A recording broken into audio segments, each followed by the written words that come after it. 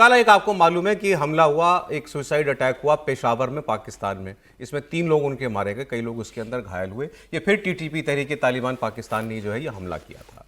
अब इसके बाद खबर है कि कल रात को पाकिस्तान ने अफगानिस्तान में एयर स्ट्राइक फिर की। मतलब पाकिस्तान और अफगानिस्तान में एक बार फिर बॉर्डर हॉट हो गया है। बॉर्डर पर एक बार फिर एक दूसरे पर हमला जो है वो शुरू हो गया है। ये इसका तीसरा चौथा राउंड है जो इस वक्त चल रहा है।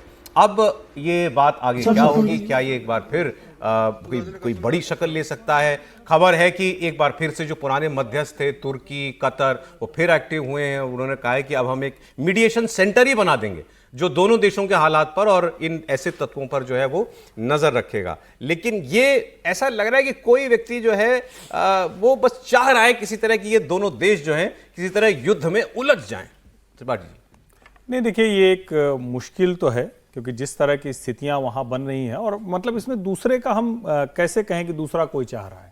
हम तो ये देख रहे हैं कि इनके बीच में भी आपस में जो स्थिति है वो ऐसी नहीं है कि वो युद्ध की स्थिति में न बने। नहीं, अब ये पाकिस्तान चाह रहा है या तालिबान चाह रहा है? सवाल ये मतलब अब दोनों की तरफ से कई बार ऐसे जो दिखता है, कई बार लगता है कि तालिबान बिल्कुल कुछ नहीं चाहता है। लेकिन अगर ध्यान से देखें तो पिछले कुछ समय में चाहे वो केपीके हो या डूरन लाइन को लेकर उनके बयान हो तो तालिबान की तरफ से आक्रामक रहे। पाकिस्तान ने क्या किया पिछले कुछ समय, उसको लगा कि थोड़ी हमारी अमेरिका वाली ताकत आ गई तो हम धक्का देंगे, इनको बाहर निकाल देंगे। तो असली झगड़ा वहां से शुरू हुआ।